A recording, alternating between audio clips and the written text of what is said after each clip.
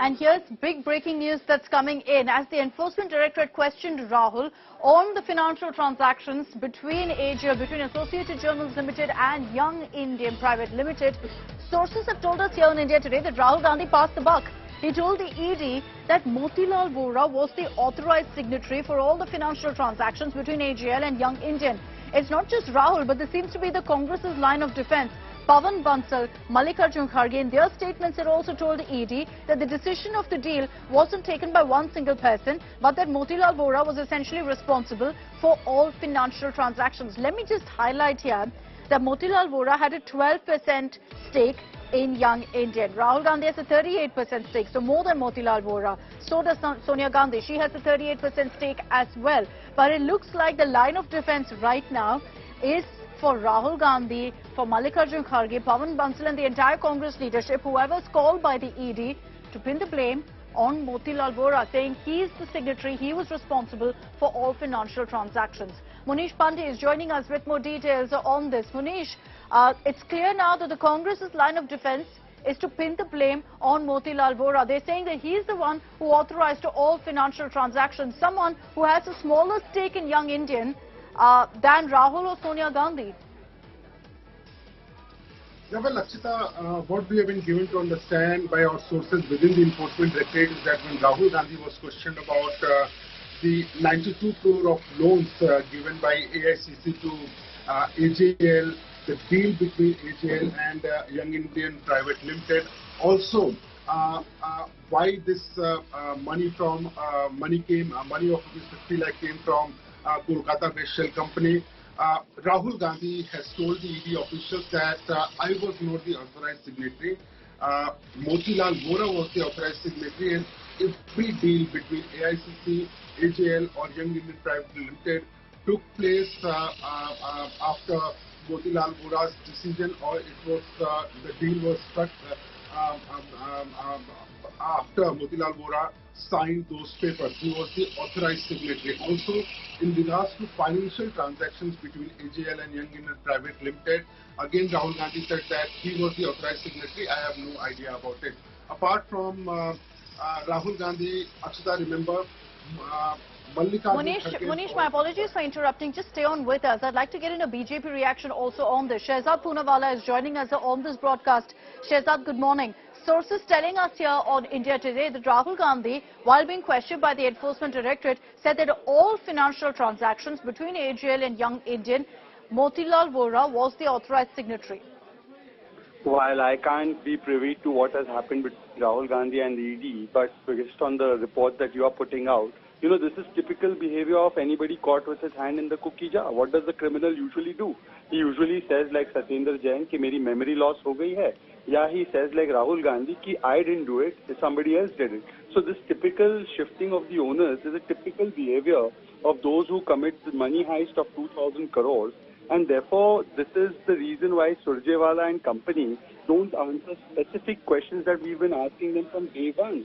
And those specific questions are that is it not true that the trial court and the High Court have held that Young Indians was a special purpose vehicle used to take away the entire property of 2,000 crore of freedom fighters and give it for parivarik gain? Now somebody who has 12% shares in Young Indians was controlling Young Indians, but those who have 76% share was not controlling Young Indians. Can that be believed?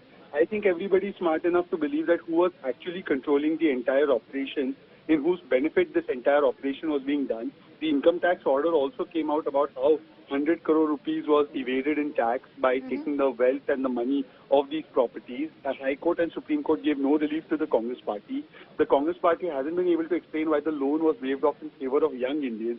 They haven't been able to explain what the India Today channel is showing about the links to the Dotex company. They haven't been able to show what Young Indian was doing as a charitable group till 2016, why they didn't start the paper till 2016, why the shares were transferred from YI-AJL to Young Indian. They could have waived off the loan for YI-AJL itself. These are specific questions we are asking them.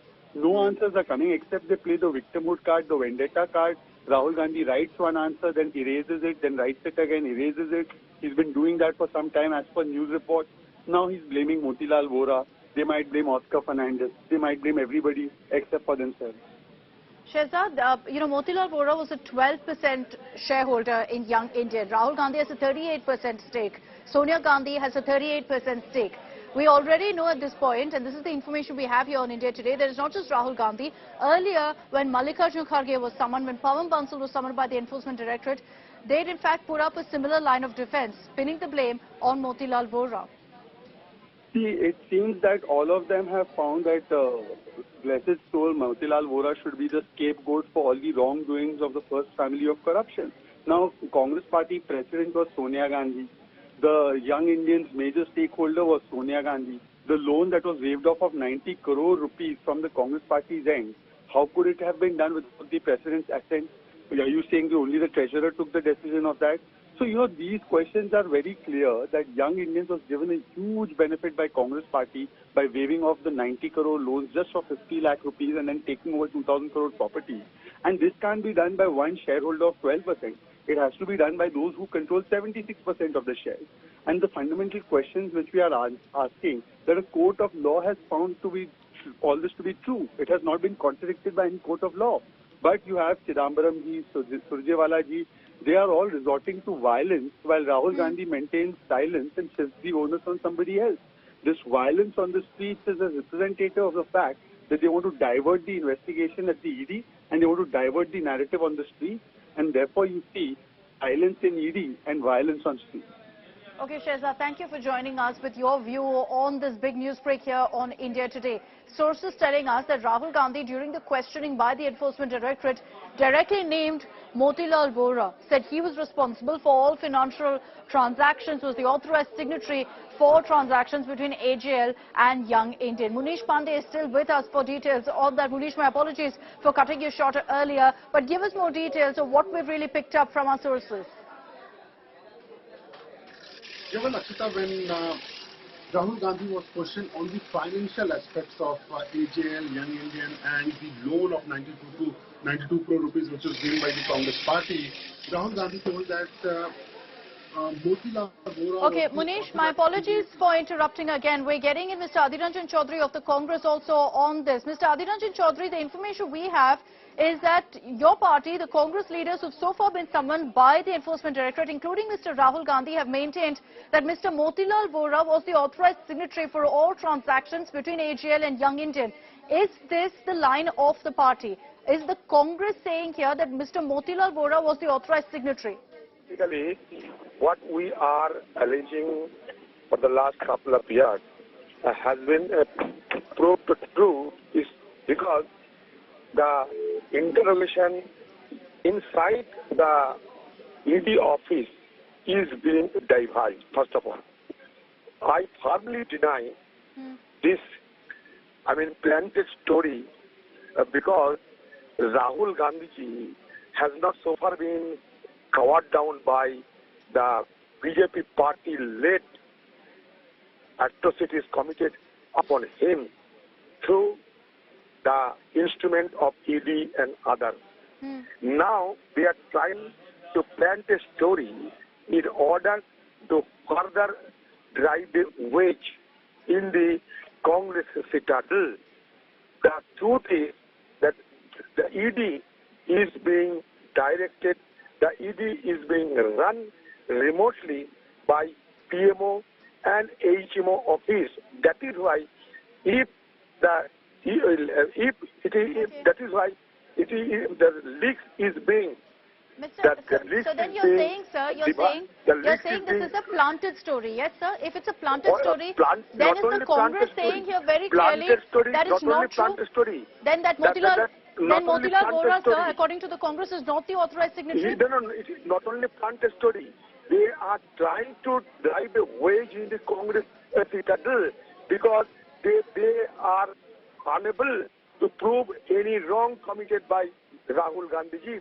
For last 3 consecutive days, he has been undergoing inexplicable tormentation by the ED. However, they failed to convince the people of our country that Rahul Gandhi has been involved in any kind of unethical transaction.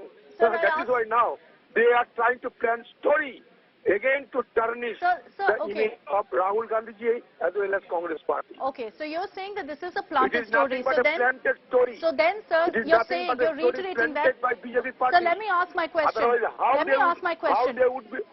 they would have got the information if ED is not run by them? Okay. Then how Point they would taken, have Mr. this Adhiranjan kind of Chaudhary. information? Sir? It is clearly substantiate our argument that ED is being run by PMO. Mr. Adhiranjan Chaudhary, you have to give me the opportunity to ask you a question, sir. Okay, you're saying it's a planted story by the Enforcement Directorate. Does the Congress then say that it's not true that Motilal Vora is the authorized signatory? See, these are the issues that are depicted by our AICC headquarters. You just get to know from them what are the nitty-gritty of this kind of a transaction, as has been trying to put. My simple question is, for the last 3 consecutive days, how many questions have been left in their treasury? I don't know. Still they are not satisfied. Again, tomorrow Rahul Gandhi has been summoned. Okay. It is clearly indicate that there is some sorts of political vendetta being carried out by the BJP party in order to tarnish the image of Rahul Gandhi, Sonia Gandhi as well as Congress party. This is clearly established by this kind of heinous game. Sir, your party has been maintaining that Young Indian is a not-for-profit company, and the Enforcement Directorate essentially is asking, where's the proof? Has there been any charitable cause that Young Indian has contributed to? Will Mr. Rahul Gandhi tomorrow, Mr. Adhiranjan Chaudhary, please let me finish my question, sir. Everything has been spelled out very Sir, let me finish my question. Will Rahul Gandhi tomorrow, sir, when he appears before the ED tomorrow, Mr. Adhiranjan Chaudhary, nobody should indulge in any kind of distortion. Mr. Adhiranjan Chaudhary, please let me finish my question. Let me finish my question, sir. sir. Government also, for the last 3 consecutive days, ED had got all kind of information. Okay, But Mr. they are Adhiranjan not Chaudhary. satisfied because their single agenda is to tarnish the Congress party. Okay, It's to so then tarnish the in that Congress case, party, do you believe? Not to honor any Okay, unethical or sir, illegal let me ask my transaction. question. Again, let me ask my question, sir. Do you believe that the Congress will come out clean in this? Rahul Gandhi is expected to provide evidence of Young Indian being a not-for-profit company. Is that something that your party will be able to provide? Because the ED says that there's been no charitable cause that Young Indian has invested in.